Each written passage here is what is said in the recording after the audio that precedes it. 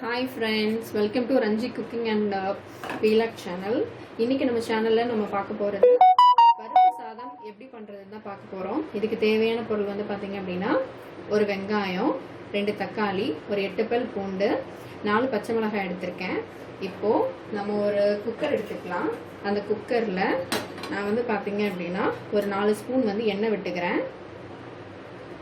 நான் யூஸ் பண்றது வந்து பாத்தீங்க அப்படினா கடலை எண்ணெய் தான் யூஸ் பண்ணிட்டு இருக்கேன். ஸோ நீங்கள் குக்கரில் பண்ணும்போது வந்து பார்த்தீங்க அப்படின்னா எப்போவும் யூஸ் பண்ணுறதை விட கொஞ்சம் ஓகேங்களா ஒரு 1லேருந்து ஒரு 2 ஸ்பூன் எண்ணெய் வந்து கொஞ்சம் அதிகமாக வந்து சேர்த்துக்கோங்க. இப்போ ஆயில் விட்டதுக்கப்புறமா இதில் வந்து பார்த்தீங்க அப்படின்னா ஒரு 1/2 ஸ்பூன் அளவுக்கு வந்து ஜீரகம் வந்து சேர்த்துக்கோங்க.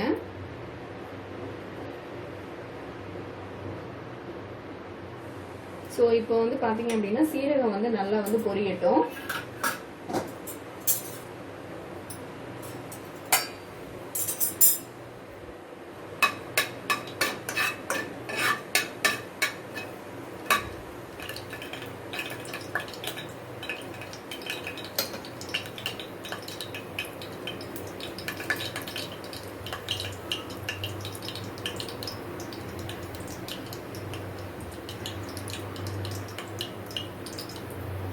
இப்போ பார்த்தீங்க அப்படின்னா சீரகம் நல்லா பொரிஞ்சிருச்சு. இதில் நான் ஆல்ரெடி எடுத்து வச்சுருந்தேன் இல்லையா பூண்டும் அதுக்கப்புறம் வந்து பார்த்தீங்க அப்படின்னா பச்சை மிளகாவும் சேர்த்துக்கிறேன்.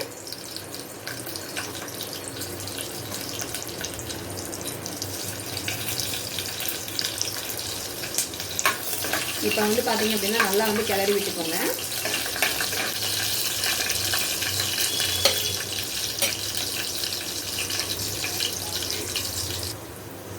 இப்போ பூண்டும் மிளகாவும் நல்லா வதங்கிருச்சு. இதில் வந்து பார்த்தீங்க அப்படின்னா கருவேப்பிலை சேர்த்துக்கிறேன்.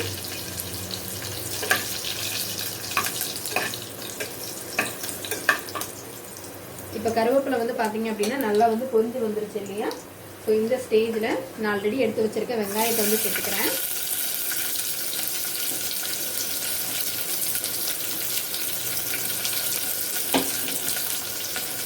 இப்போ வெங்காயம் வந்து பார்த்தீங்க அப்படின்னா நல்லா பொன்னிறமாக வந்து வதங்கட்டும்.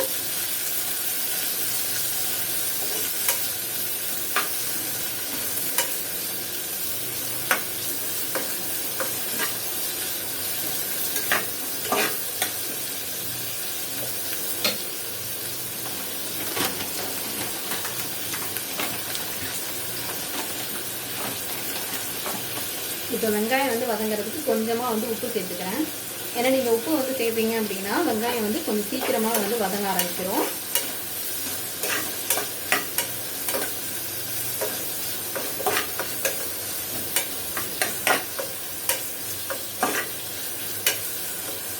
ஸோ ஒரு 1லேருந்து 2 நிமிஷம் வரைக்கும் வெங்காயத்தை வந்து நீங்கள் நல்லா வந்து வதக்கிக்கோங்க.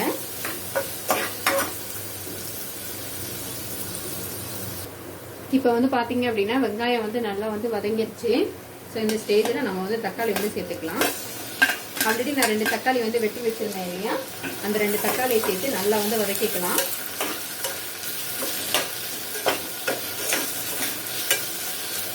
இப்போ இந்த தக்காளி வதங்குறதுக்கு நான் இதுலேயும் வந்து பார்த்தீங்க அப்படின்னா ரொம்ப கொஞ்சமாக தான் சரிங்களா? ஸோ உங்ககிட்ட வந்து பார்த்தீங்க அப்படின்னா தூளுப்பு இருந்துச்சு அப்படின்னா 1/4 ஸ்பூனுக்கும் கம்மியாக வந்து சேர்த்துக்கோங்க. இல்லை கல்லுப்பு இருந்தது அப்படின்னா அதில் 3 இல்லைன்னா 4 மட்டும் கல்லுப்பு மட்டும் எடுத்துக்கோங்க. ஏன்னா அதிகமாக வந்து சேர்க்கக்கூடாது. ஏன்னா ஆல்ரெடி வந்து பார்த்தீங்க அப்படின்னா நம்ம பருப்பெல்லாம் ஊற வச்சுருக்கோம் இல்லையா சரிங்களா? ஸோ அதுலேயே வந்து நம்ம நல்லாவே வந்து உப்பு வந்து சேர்க்கணும். ஸோ அதனால் மீடியமாக வந்து சேர்த்துக்கோங்க. ஓகே, இது கொஞ்சம் பார்த்தீங்க அப்படின்னா நல்லா வந்து மசியட்டும். இப்போ தக்காளி வந்து நல்லா வந்து வேகிறதுக்காக ஒரு மூடி போட்டு வந்து நான் ஒரு 5 நிமிஷம் வந்து மூடி போட்டு வந்து மூடி வைக்க போகிறேன். ஸோ அடுப்போட ஃப்ளேம் வந்து லோ ஃப்ளேம் வந்து மாற்றிக்கோங்க. ஒரு நிமிஷத்துக்கு ஒரு தடவை மூடியை வந்து பார்த்தீங்க அப்படின்னா எடுத்துக்கோங்க. எடுத்து அதை நல்லா வந்து கிண்டி விட்டுக்கோங்க.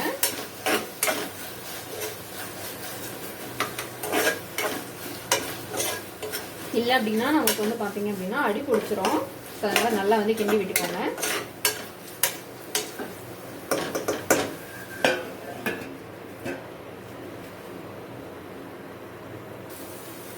இப்போ தக்காளி வந்து பாத்தீங்க அப்படினா நல்லா வந்து வதங்கிருச்சு. ஸோ இந்த ஸ்டேஜில் நம்ம வந்து மசாலா வந்து சேர்த்துக்கலாம்.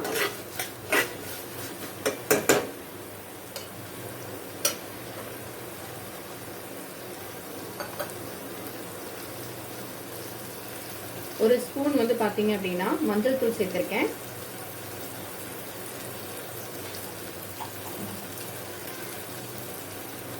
அதுக்கப்புறம் வந்து அரை ஸ்பூன் வந்து பார்த்தீங்க அப்படின்னா மிளகாத்தூள் வந்து சேர்த்துருக்கேன். இது வந்து காஷ்மீரி கிடையாது, சில்லி பவுடர்.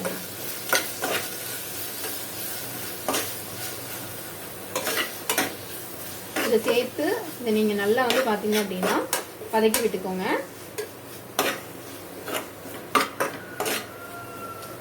உங்களுக்கு சில்லி பவுடர் வந்து பார்த்தீங்க அப்படின்னா ஆப்ஷனல் தான். நீங்கள் சேர்க்கணும்னு நினச்சிங்க அப்படின்னா சேர்க்கலாம். இல்லை நீங்கள் உங்களுக்கு மஞ்சத்தூள் மட்டும் போதும் அப்படின்னு நீங்கள் நினச்சிங்க அப்படின்னா அதோடய நீங்கள் வந்து ஸ்டாப் பண்ணிக்கலாம்.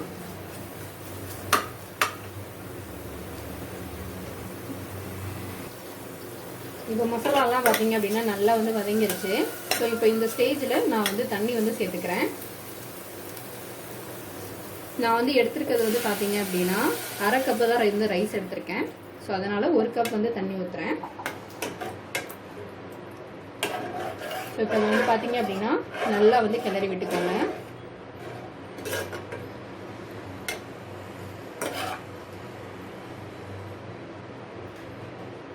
இப்போ தண்ணி வந்து பார்த்தீங்க அப்படின்னா கொஞ்சமாக வந்து கொதிக்கட்டும்.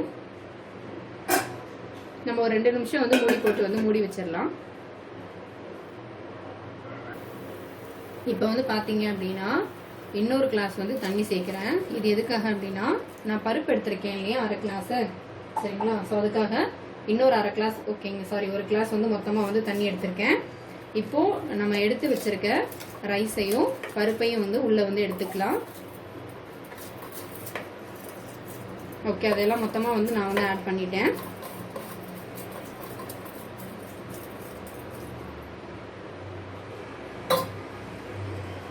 ஆல்ரெடி நான் வந்து பார்த்தீங்க அப்படின்னா அரை மணி நேரத்துக்கு முன்னாடியே நான் பருப்பு எல்லாமே வந்து ஊற வச்சிட்டேன். நான் எடுத்துருக்கிறது வந்து பார்த்தீங்க அப்படின்னா ஒரு அரை கிளாஸ் வந்து துவரம் பருப்பு வந்து எடுத்திருக்கேன். அதுலேயும் வந்து பார்த்தீங்க அப்படின்னா 1/4 கிளாஸ்க்கும் கம்மியாக வந்து கொஞ்சமாக வந்து சிறுபருப்பு வந்து எடுத்திருக்கேன். ஸோ நீங்கள் வந்து துவரம் பருப்பு மட்டும் எடுக்கிறதா இருந்தாலும் நீங்கள் தாராளமாக வந்து எடுத்துக்கலாம். பட் எங்கள் வீட்டில் வந்து பார்த்தீங்க அப்படின்னா நாங்கள் வந்து கொஞ்சம் சிறுபருப்பு வந்து சேர்ப்போம்.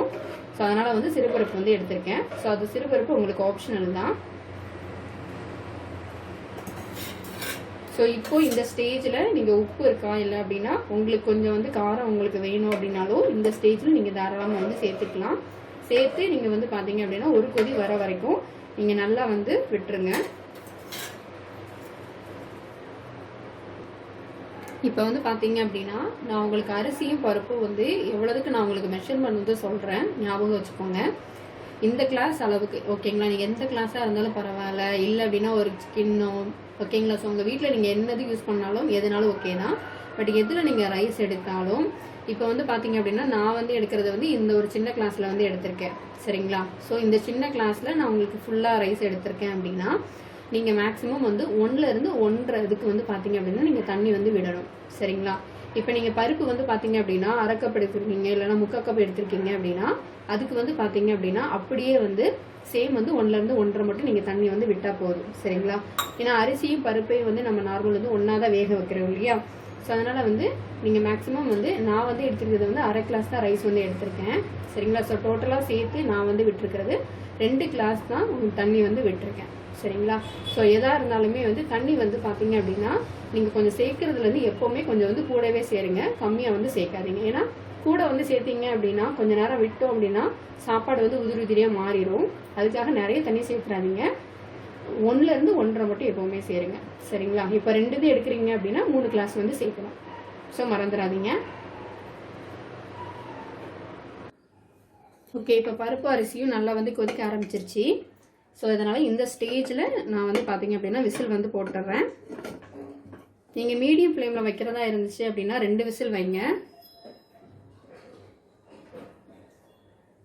இல்லை கொஞ்சம் ஹை ஃப்ளேம் வந்து வைக்கிறீங்க அப்படின்னாலும் ஒரு 2லேருந்து 3 விசில் வந்து நான் தாராளமாக வந்து விட்டுக்கோங்க.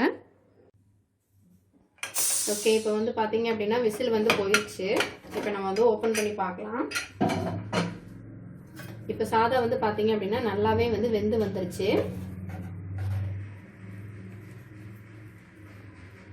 பருப்பு வந்து பார்த்தீங்க அப்படின்னா நல்லாவே வெந்துருச்சு.